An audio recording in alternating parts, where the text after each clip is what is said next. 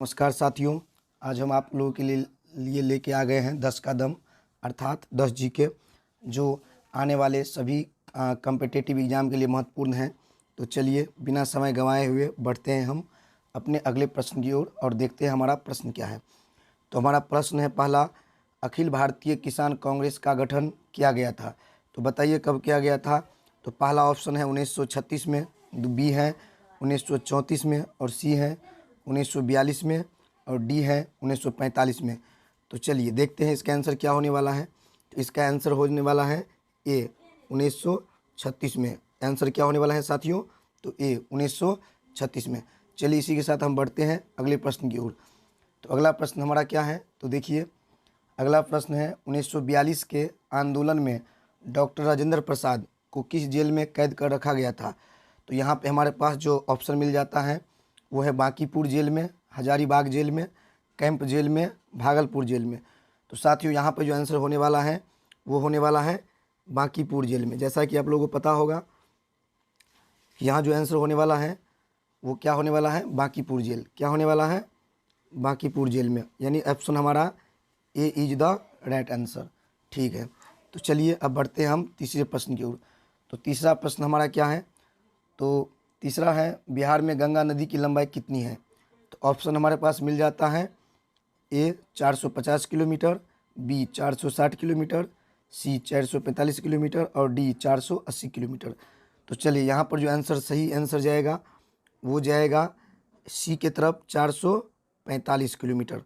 तो चलिए यहाँ पे सी इज द राइट आंसर। चलिए तो बढ़ते हैं हम अब अगले प्रश्न की ओर।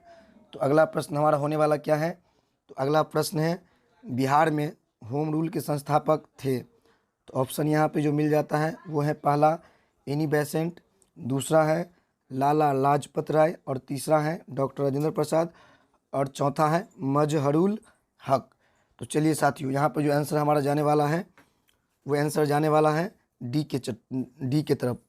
तो राइट आंसर डी हो जाएगा, यानी D is the right answer. तो चलिए अब हम देखते हैं अगला प्रश्न हमारा क्या है।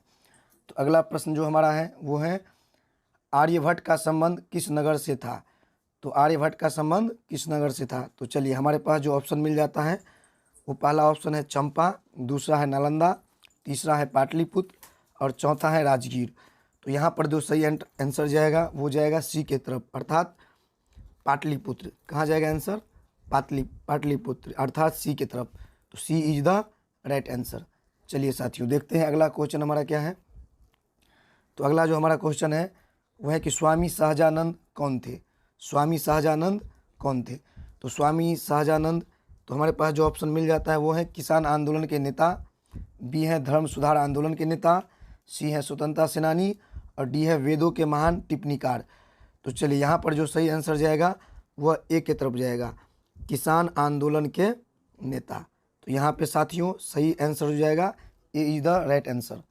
चलिए तो बढ़ते हैं अगले प्रश्न की ओर। और अगला प्रश्न हमारा है बिहार प्रांतीय किसान सभा का गठन कब हुआ था। तो यहाँ पे जो हमारे पास ऑप्शन मिल जाता है ए नंबर में है 1931, बी में है 1933, सी में है 1929 और डी में है 1923। तो यहाँ पर जो हमारा सही आंसर जाएगा वो जाने वाला है सी के तरफ। अगर आप लोग सी की तरफ जा रहे हैं तो बिल्कुल आप सही हैं और ये हमारा आंसर हो जाएगा 1929 अर्थात सी इज द राइट आंसर। तो चलिए बढ़ते हैं हम अगले प्रश्न की ओर। और अगला प्रश्न जो हमारा होने वाला है वो है कि हरिहर नाथ का मंदिर कहाँ अवस्थित है।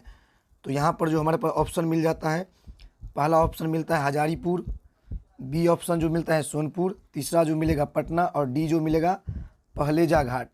तो चलिए यहाँ पर जो हमारा आंसर जो सही जाने वाला है वो है सोनपुर अर्थात B is the right answer.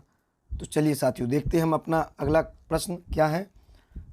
तो अगला प्रश्न हमारा हो जाता है बिहार में बौद्ध धर्म अपनाने वाला प्रथम शासक कौन था।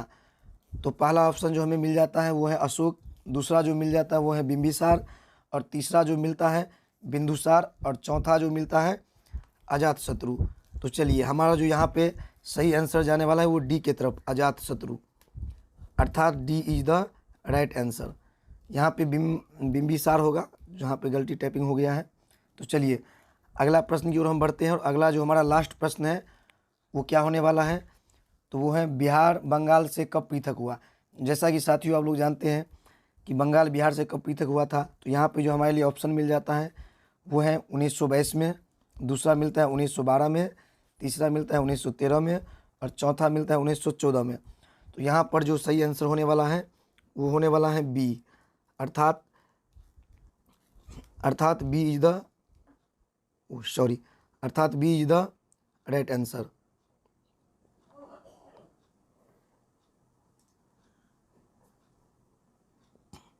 बी यहाँ पे जो है ना सही उत्तर बी की तरफ जाएगा और B is the right answer.